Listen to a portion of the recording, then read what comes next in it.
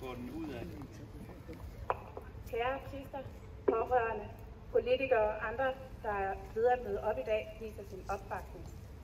Jeg vil gerne på vegne af Autisme- og Aspergerforeningen takke borgernes talerør for at invitere mig til at tale i dag. Det betyder nemlig noget, når man ønsker at lytte til dem, det handler om. Som formand for autisternes egen forening, så ved vi alt om, hvor svært det er at få lov at blive lyttet til. Alt for ofte mødes vi af, jeg hører, hvad du siger, og alt for ofte er det, du sagde noget, men jeg ved bedre.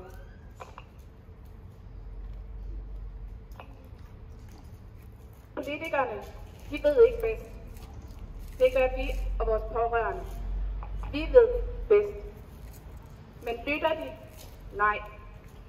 Silkeborgs Kommune, Socialudvalg, med Mads Fransen i spidsen, tror, at Silkeborg kan løfte opgaven. Men at tro er ikke at vide. Og viden, det er det, vi mangler mere af. Hvis Socialudvalget havde haft viden om autisme, så havde de selvfølgelig ikke valgt at gå ned ad den dystre og omkostningsfulde vej, som de har valgt at bevæge sig nedad.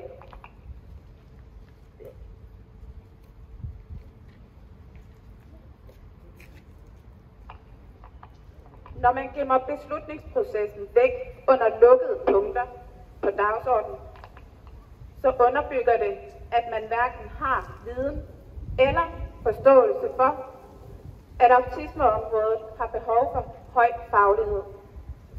Man glemmer det sårbare menneskers liv, det handler om. Man skødesløst gambler med autisters liv.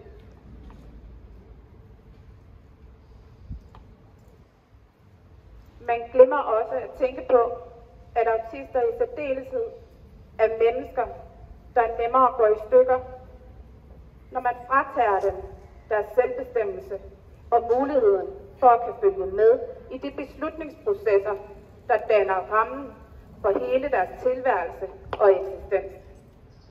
For i denne proces er der ingen form for forudsigelighed. Det giver derimod utryghed og ængstelighed. For som autist kan jeg godt sætte mig ind i, hvordan dette må føles for beboerne på Gødevad botilbud. Jeg mærker, at jeg får ondt i maven. Jeg får ondt i hjertet, bare ved tanken om det, de bliver udsat for. Jeg ved selv, hvordan utryghed, uforudsigelighed og ængstelighed det føles, når man har autisme. Jeg mærker, at mit nervesystem flyder ud igennem huden.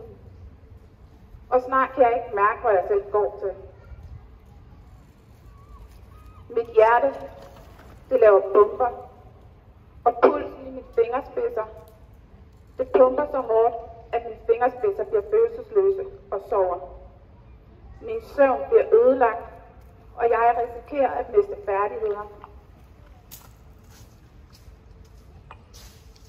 som ellers får min hverdag til at fungere. Når jeg sætter mig i det berørte sted, så frembringer det store følelser.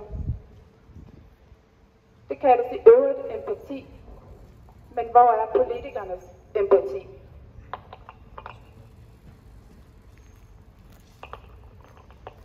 Alle politikere har, hvis de vil, viden om, hvordan det føles og opleves at stå på usikker grund. Forskellen er bare, at autistiske mennesker ofte har oplevet utrygheden og ængsteligheden og voldsomt mange gange. For hvis man tænker tilbage til den dag 11. marts 2020, hvor Danmark lukkede ned, så stod de alle i en situation,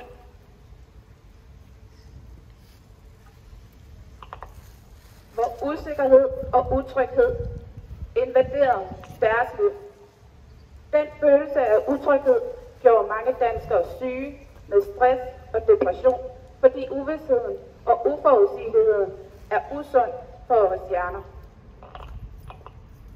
Utrygheden og ængsteligheden er blevet et livsvilkår for mange autister. Et livsvilkår, der ikke levner meget plads til hverken livskvalitet eller værdighed for den sags skyld. Det er simpelthen ikke godt nok. Så når man vælger at gemme beslutningsprocessen væk, og derved skaber utryghed for dem, som beslutningen omhandler,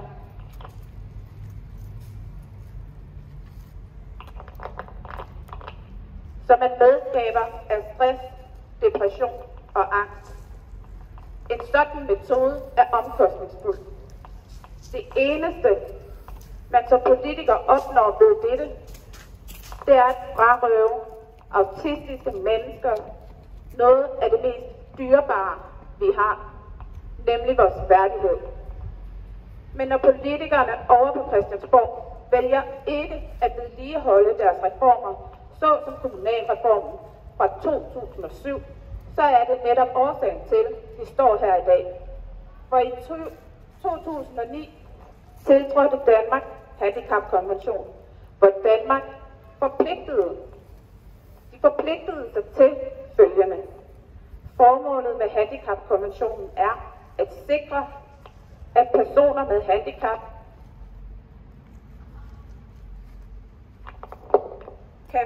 kan få fuldt udbytte af menneskerettighederne og de fundamentale frihedsrettigheder, samt at fremme respekten og værdigheden hos personer med handicap.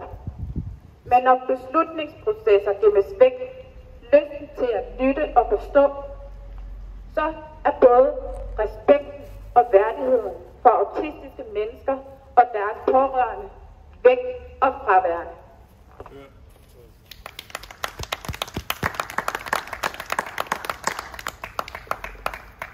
Forestil dig, at der kommer nogen udefra og fortæller dig, at du ikke kan bo der, hvor du nu gør. Dit hjem, din trygge base, der hvor du føler dig hjemme, at det ikke er længere at dit valg, om du skal være der.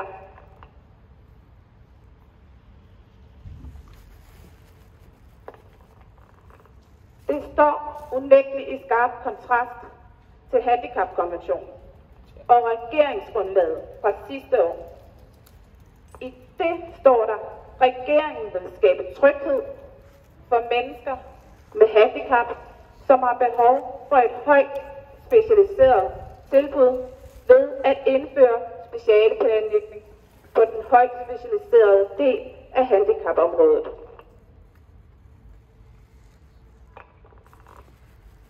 Så nu spørger jeg bare, er det det, man kalder tryghed, høj faglighed og værdighed?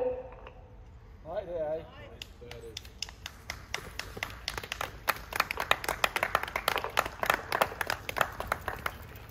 Vi skal have mindre formynderi, for det er, hvad det er. Og langt mere selvbestemmelse. Autister har ret til at blive hørt. Derfor har Autisme- og Aspergerforeningen sendt støtteerklæring til Dorte Lund Bjørn, der er initiativtager til underskriftsindsamlingen for at bevare fødevad botilbud for autister i regionen. Og den opfordrer jeg alle til at gå ind og skrive under.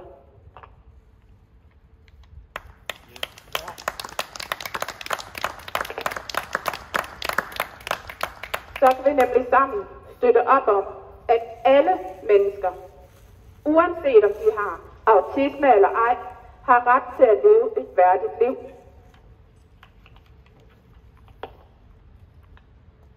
Jeg ved godt, at ikke alle politikere, hvis der overhovedet er nogen her fra Silkeborg Kommune, som har prioriteret at møde op. Så jeg kommer til at følge op på dette ved at sende politikerne min tale efter i dag. Ja. Så hvis I ikke har hørt, hvad jeg har sagt, så kan de få lov at læse det. Tak for ordet.